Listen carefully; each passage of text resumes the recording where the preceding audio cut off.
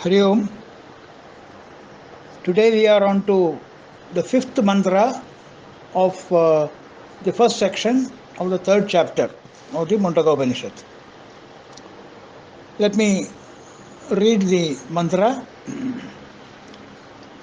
Satyena labhya tapasa hesha atma samyak jnanena brahmacharyena nityam antah sharire jyotirmayo hi shubhro yam pashyati yataya kshina dosha. This is the mantra which is being examined today. The literal meaning is the Atman or the self or the reality is attained through truthfulness, tapas, austerity, wisdom and sadhana. Cultivate all of them constantly. And when impurities thus dwindle,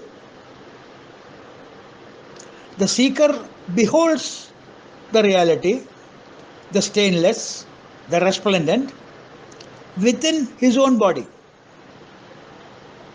This is the general meaning of the stanza. Now here, the seeker is asked to constantly and continuously observe or live up to certain virtues and values of life when, ere long, when his vasanas are exhausted, he will see and realize the truth within him which he has been seeking from time immemorial through a number of births. The goal he was seeking was so near, yet so far. And the distance he travelled is from himself to himself. The first himself is small h, the second himself is big H.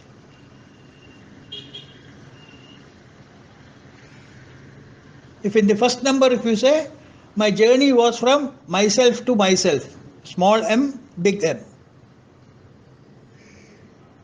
Now let us now examine the virtues that the seeker is required to constantly practice as a matter of course. The first quality that is stated here in the mantra is satyena. Satyam is truthfulness. In our normal understanding,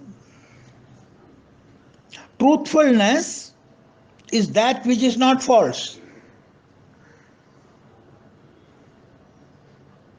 In other words, a complete conformity between the thoughts in our antakarana and the words expressing such thoughts. There should be a conformity with what I think and what I do. That is to say, we say something is right when we know that it is wrong. Or, for example, you are going to a railway station, and if your friend asks you, where are you going? You say, I'm going for a movie. For no reason. No reason at all. And you ask him, why did you say this? He replies, why should I say I'm going to the railway station? This is our transactional bluff, falsehood. But in the realm of spirituality, there is a subtle difference attached to the word truthfulness. In that realm, the concept of satyam or truthfulness is worked within the jurisdiction of the intellect only. Now, needs a bit of explanation. When the sense organs, careful, when the sense organs come in contact with sense objects, the experience so gained is filtered in the mind and is put up to the intellect for a definite decision. The mind is always a doubting Thomas. It may be this, it may not be that. It may be that, it may be this. Honestly, I don't know what it is.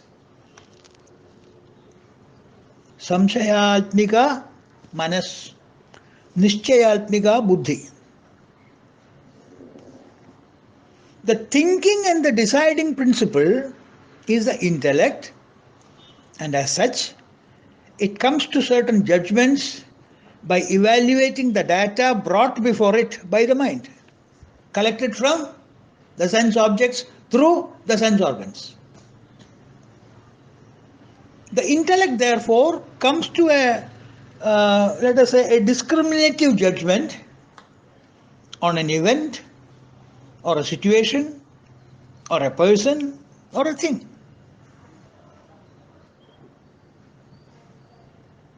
If I were to compromise myself in my thoughts and actions, and accordingly think and act against my own intellectual conviction, I will be deviating from the principles of truthfulness in the spiritual realm. And it is certainly an ignoble and abominable act of punitive nature, liable for punishment of a criminal offense in the realm of spirituality, where you are your own judge. Very important, you are your own judge. Please don't waste your time in judging others, and don't bother others judging you. You are your own judge. So that is truthfulness. When you declare something against your own conviction.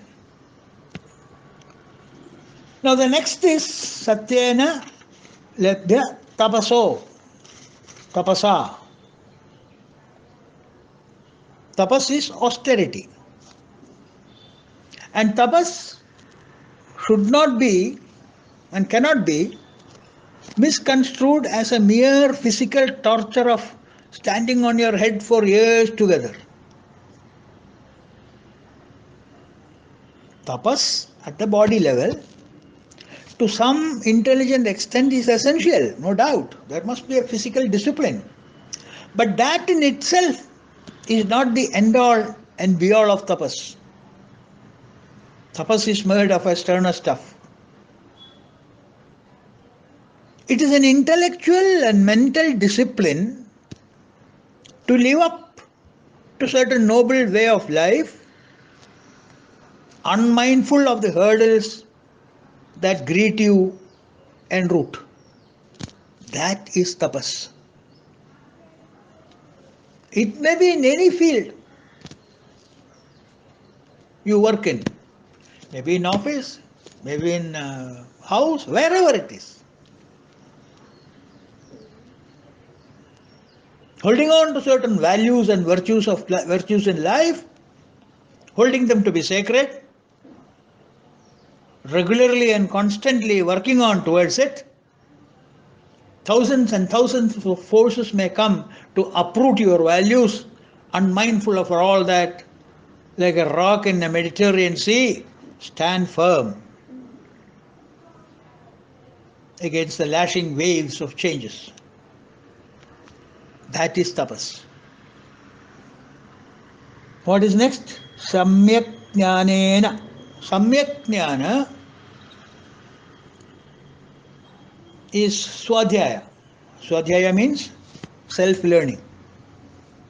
Learning of what? Learning of scriptures. Don't ignore to read a few pages of scriptures every day and let that be your tapas. So Samyak Jnana means Swadhyaya, meaning learning. The next is Brahmacharyana. Now we have Brahmacharya also as a quality. Now this word is very important. The literal meaning of Brahmacharya in Sanskrit is Brahmane Charanti iti Brahmacharya. Simple. Reveling in Brahman, Brahmane Charanti iti Brahmacharya. So reveling in Brahman is Brahmacharya. Yesterday we saw a stanza of Bhajagovinda. Yasya Brahmani Ramataye Chittam. A mind that always revels in Brahman is Brahmacharya. Always it is in that place. Nadhate padamulam nityam chittastidam me, says our Bhattadripad.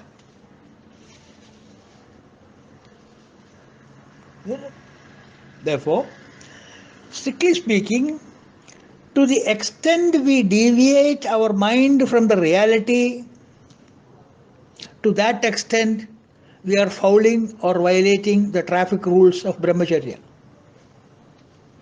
Meaning, whenever your mind goes behind the sense organs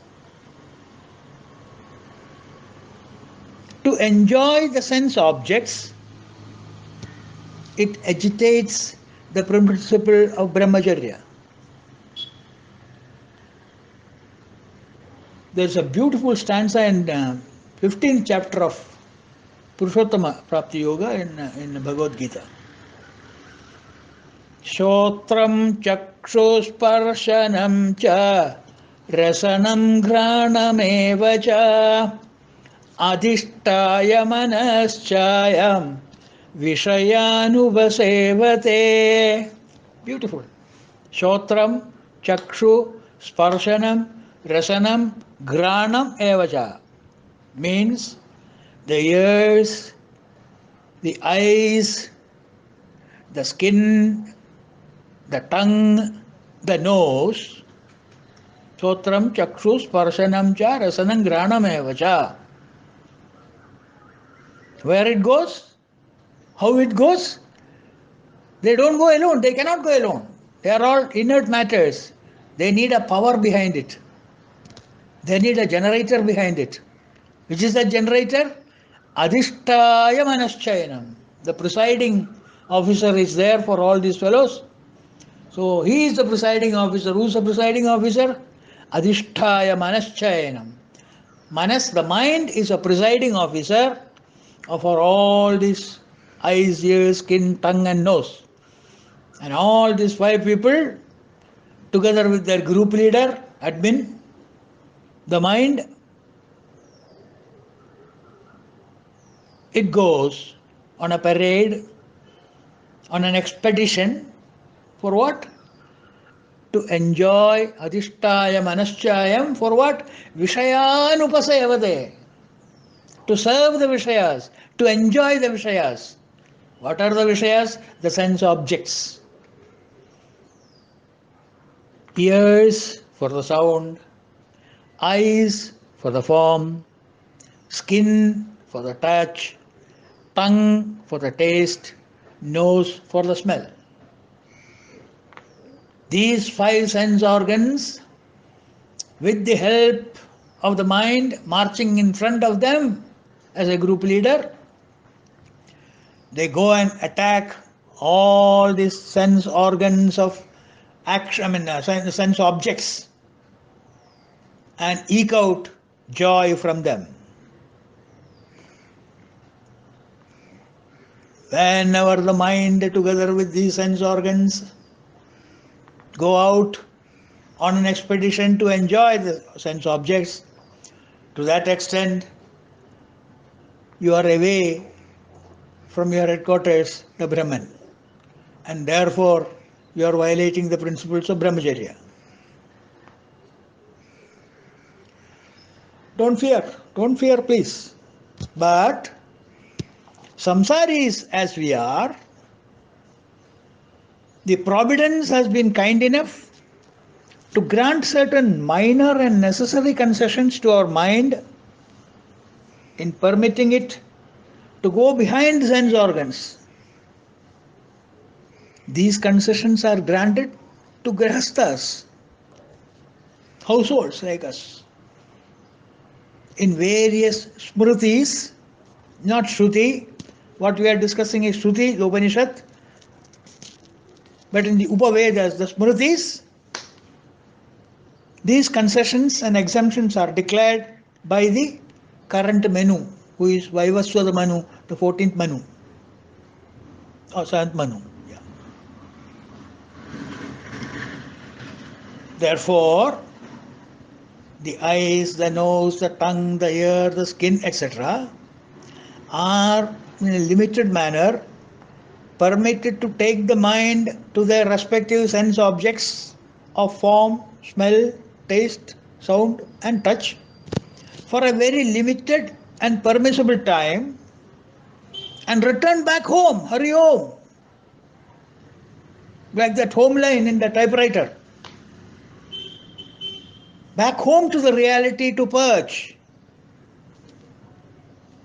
So any excessive indulgence in any of the sense objects by any of the sense organs, carefully, any excessive indulgence in any of the sense objects by any of the sense organs is against the principles of Brahmacharya. Therefore, overseeing,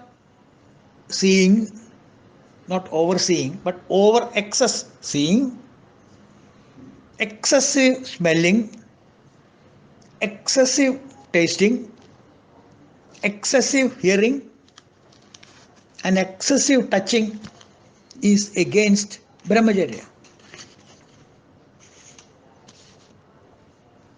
But unfortunately, the word Brahmacharya is linked to sex indulgence only. Isn't it? Brahmacharya has become a home word for sex. Like our olden days when we were in colleges, Godrej used to be a home word for steel wardrobe. So if somebody says, I purchased a Godrej, it means he has purchased a steel wardrobe. Now Godrej has become a home word for wardrobe. Similarly, Brahmacharya has come to be misconstrued as abstinence of sex. It is not so. Unfortunately, it has been tagged on to that. And that is not without a reason either. That tagging has a reason, valid reason. There is no other activity in the world in which all the sense organs, the 5 jnanendriyas and the 5 karmendriyas, the 5 organs of perception and the 5 organs of action, actively participate as is in indulgence of sex. I am not being vulgar, but just stating a physiological truth. Pardon me for this.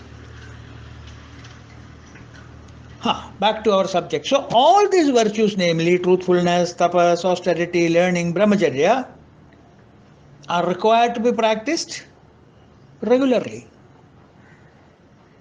Therefore, the next word in this mantra is samyak jnanena brahmacharyena.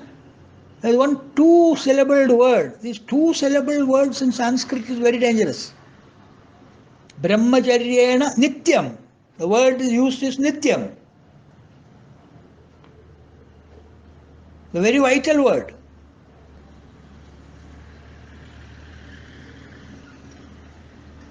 That means these are to be practiced, these qualities, these virtues, these values are to be practiced Nityam, meaning constantly and regularly. Nityam means that which existed yesterday, that which will exist today, and that which will exist tomorrow, meaning permanently. That which is Nityam is Satyam. Right? So, on a permanent basis, you can't escape practicing these virtues, barring the permissible exemptions that you get from respective smritis.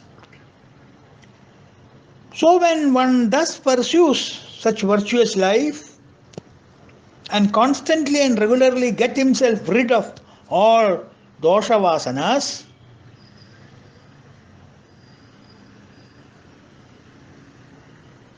the effulgent and pure self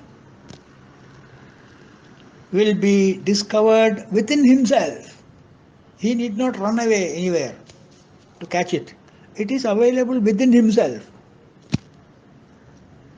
All that is required is to wash away all these durvasanas, doshavasanas. When the lurid clouds that defile the atmosphere is wafted away, naturally the sun shines from all its splendor. You don't have to run after the sun and bring him over here and install him here. The moment the clouds are wafted away, the sun automatically shines. So by virtue of this noble way of life, the durvasanas in you get annihilated because you are doing your actions without ego and egocentric desires. And the sadvasanas multiply. The vasana for the Narayana multiplies. When such sadvasanas displace the durvasanas, there will be a metamorphosis in ourselves when we experience a total change in all the levels of our personality. And that's the spiritual chemistry. We then recognize only one Narayana present everywhere. In that ecstatic mood, sing Sarvam Brahmamayam Rasane Sarvam Brahmamayam, like Sadashiva Brahmendra, who ran through the streets singing this song. He did not go naked and say Eureka. He went fairly well dressed, and then he started singing Sarvam Brahmamayam, Rasane Sarvam Brahmamayam. May his words always reflect in our mind, and let our mind be catapulted towards that glory and that reality sooner than later, and surely sooner than later. Hari Om. Tomorrow we will continue.